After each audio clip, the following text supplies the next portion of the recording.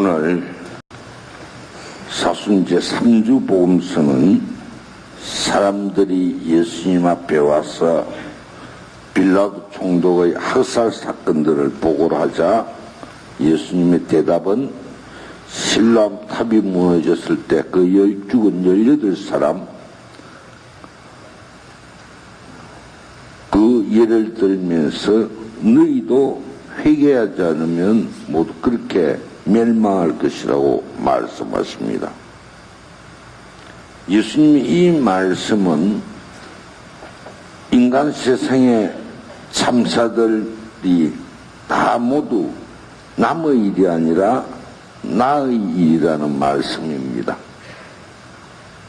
2차 대전 당시 레지스탕스 운동을 하다가 나치들에게 잡혀가던 한 사람이 자기는 레지스탕스와 아무런 관련도 없는데 잡혀가는 것이 억울하다는 불평을 털어놓자 그 뒤를 따라가던 레지스탕스 한 사람이 이런 말을 했다고 합니다.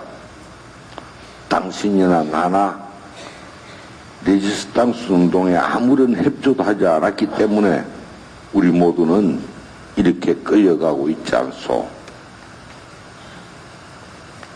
오늘을 살아가는 우리 자신들 역시 마찬가지입니다. 이웃의 불행이나 억울함을 보고도 자기와 관계없다 싶으면 그저 남의 일이라 생각하고 안도의 한숨이나 쉬고 있지 않는지 생각해 봐야 될 것입니다. 예수님의 가르침대로 이 세상의 빛이 되고 소금이 되어야 할 그리스도인으로서의 소명은 잊어버리고 오로지 자기 가족, 자기 교회, 자기 회사, 자기 사회, 자기 국가 등 이주의와 편의주의에 빠져있는 오늘날 이 사회에 열매 맺지 못하는 예수님의 이 무화과 나무의 비유는 심각한 경종을 울려주고 있습니다. 그래서 예수님 하신 말씀이 너희는 그 갈릴리아 사람들이 그란변을 당하였다고 해서 다른 모든 갈릴리아 사람보다 더 큰 죄인이라고 생각하느냐? 아니다. 내가 너희에게 말한다. 너희도 회개하지 않으면 모두 그처럼 멸망할 것이다. 또 실로암에 있던 탑이 무너지면서 깔려 죽은 그 18사람 너희는 그들이 예루살렘에 살던 다른 모든 사람보다 더 큰 잘못을 하였다고 생각하느냐? 아니다. 내가 너희에게 말한다. 너희도 회개하지 않으면 결국 그렇게 망할 것이다.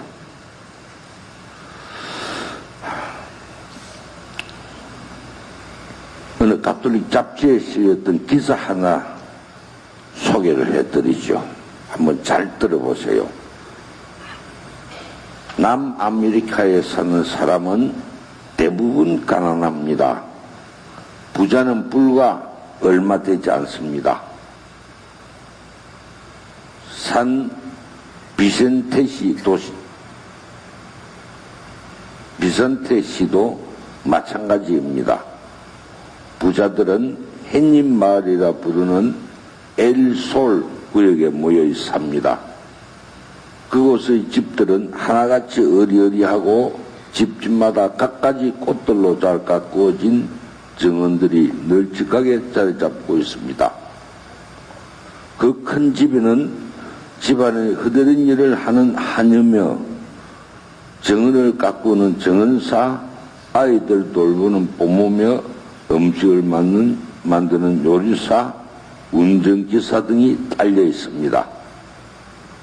하녀나 열사 등 부잣집 일보는 사람들의 거의가 빈민촌에 살고 있습니다. 그곳에는 어리어리한 집이나 널찍한 정원은 전혀 없습니다.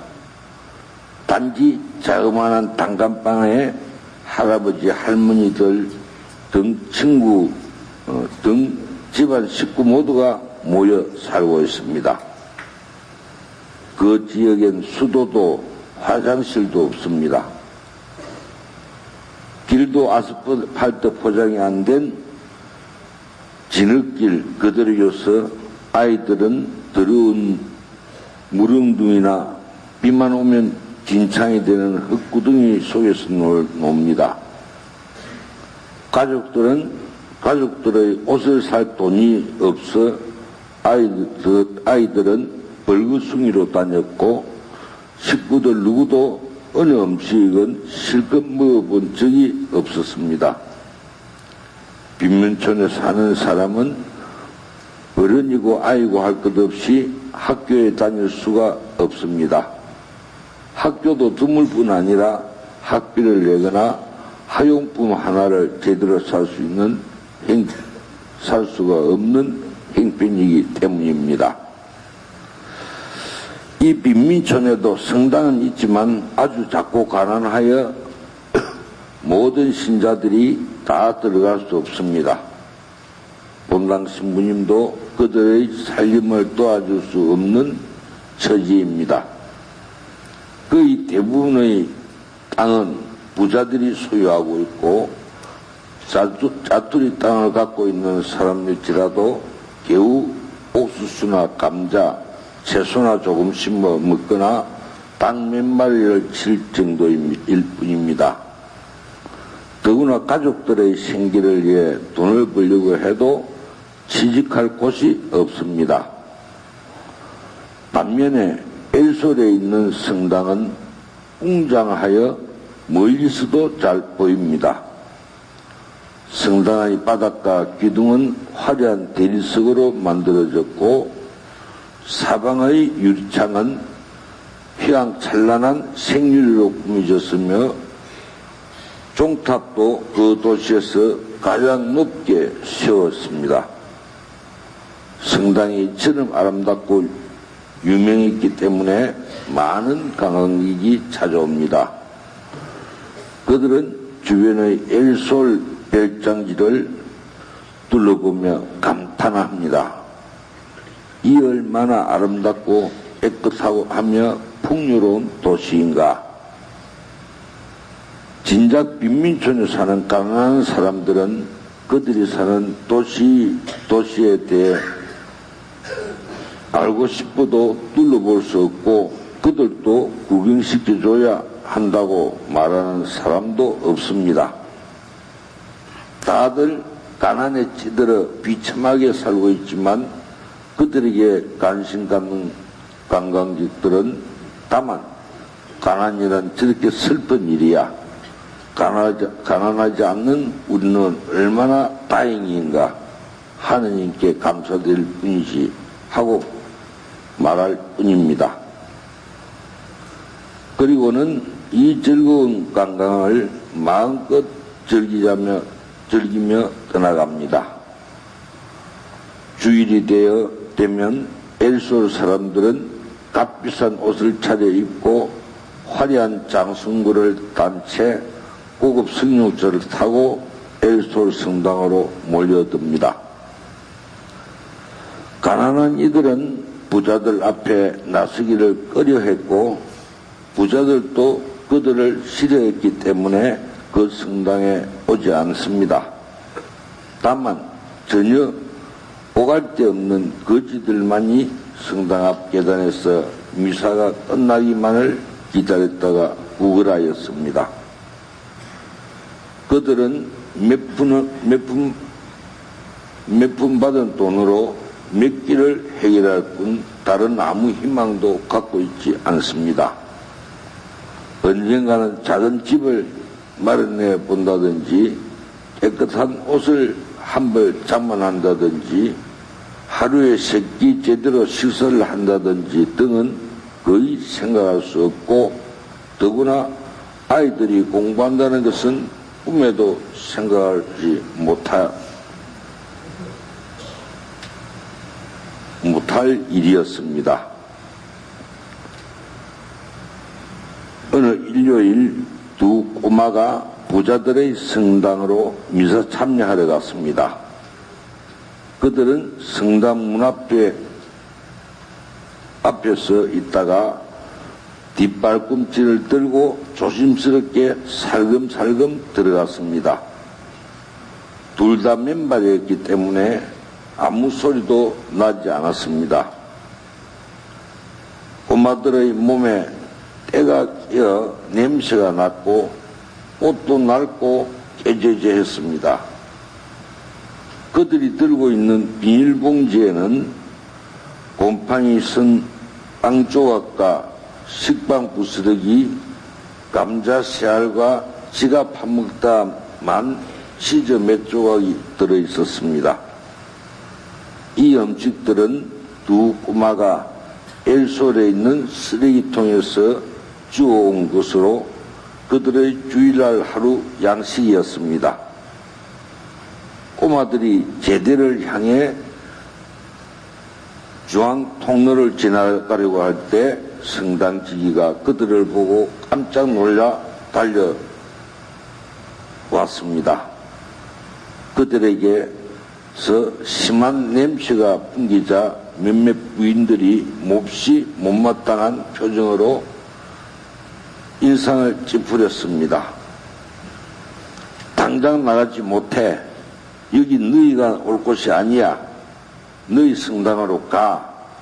성당지기가 낮은 소리로 재빨리 말했습니다. 그러자 두 꼬마 중에서 형으로 보이는 9살가량 되는 꼬마가 말했습니다.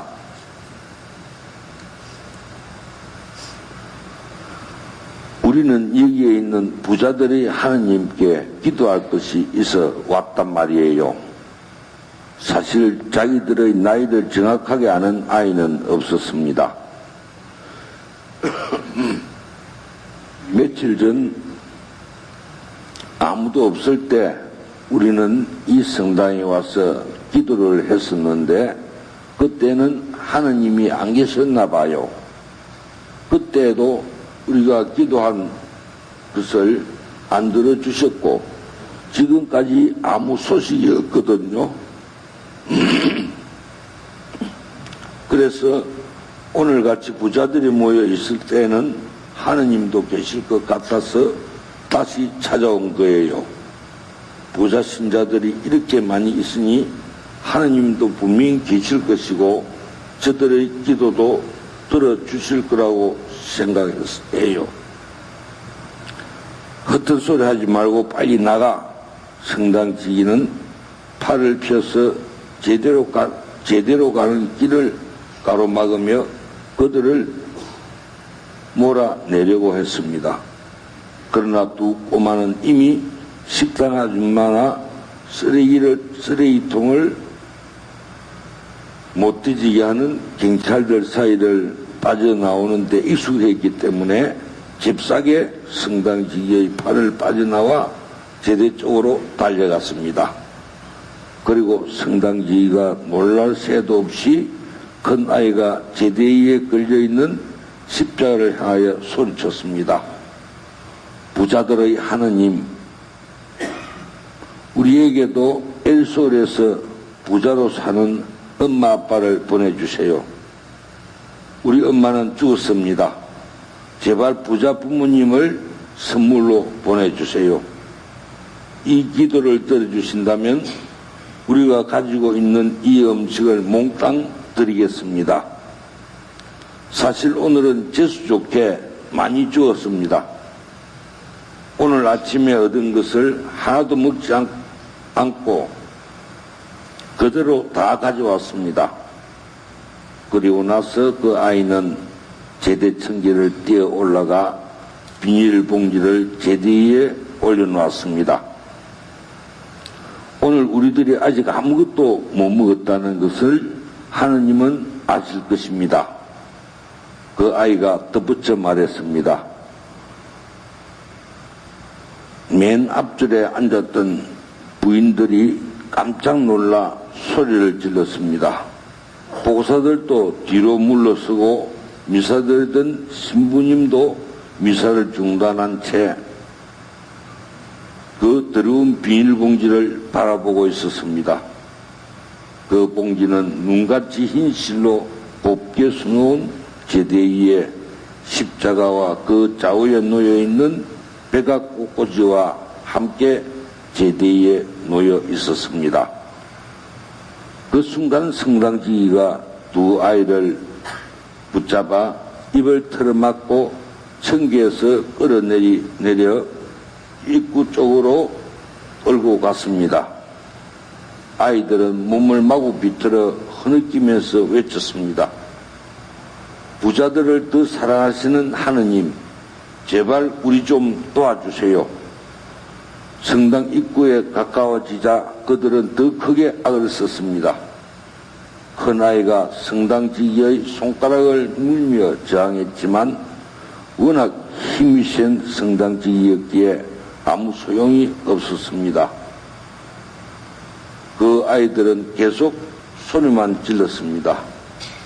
눈물이 마구 흘러내리면서 코와 범벅이 되어 얼굴은 더욱 엉망이 되었지만 그들에겐 어떤 손수건도 없었습니다. 성당 입구에 다다르기 전에 큰 아이는 그 입을 막고 있던 성당지기의 손을 떼내면서 소리쳤습니다. 하느님은 오늘도 안 계신다. 파블리토, 이제 그만 소리 지르자. 성당에서 이 모든 일을 지켜보던 신자들은 화가 나서 웅성거렸습니다. 성당 안에서 이게 무슨 짓이야? 이 거룩한 미사를 방해하다니.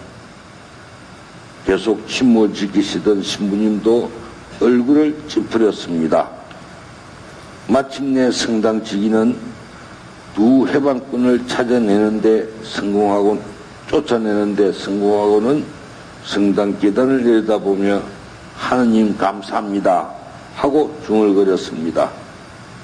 그리고 성당 문을 닫아 들었습니다. 부자들의 미사는 다시 진행되었습니다. 미사가 끝나자 성당 문은 굳게 잠기고 그 다음부터는 문 앞에 문지기를 세워 다시는 우울한 그림들이나 가난한 사람들이 얼씬도 못하게 하였습니다.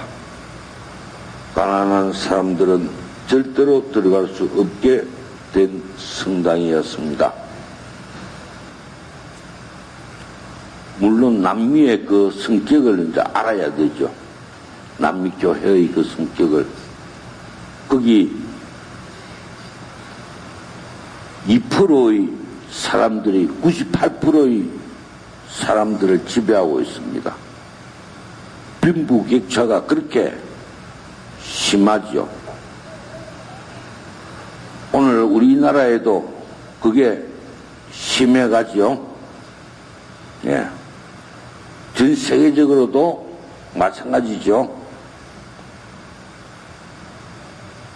1, 2%의 사람들이 98%의 사람들을 지배하고 있죠. 우리나라에도 과거에는 그렇지만 지금은 거의 그렇게 따라가고 있죠. 이게 바로 자본주의 병폐입니다. 옛날에는 가난한 집 아이들이 공부를 잘했는데 요새 와서는 가난한 집 아이들이 공부를 잘합니까? 명문대에 들어간 사람들의 거의 절반은 어디 쪽의 사람이라고요?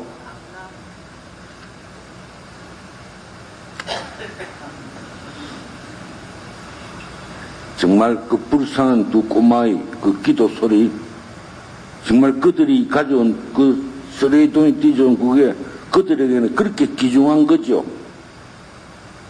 그래서 그들이 아침도 한도 안 먹으면서 재수없게 죽은 것을 제대에 올려놨습니다. 그것이 진짜 하나님께서 받아주시는 재물이 됐을 겁니다. 우리 성당에 불쌍한 사람들이 옵니까? 교회가 고급화되고 중산층화되고 그런 사람 오면 기분 나빠하고 그래서 다른 데 나가서는 주교자 성당이라고 어기고 다른 사람 무시하고 그러면서도 성경 공부하라니까 성경 공부는 안 하고 30명도 채 신청 안 하고 사순절은 회개의 때라 했죠. 우리를 정말 주교자 성만 신자답게 살아야 됩니다.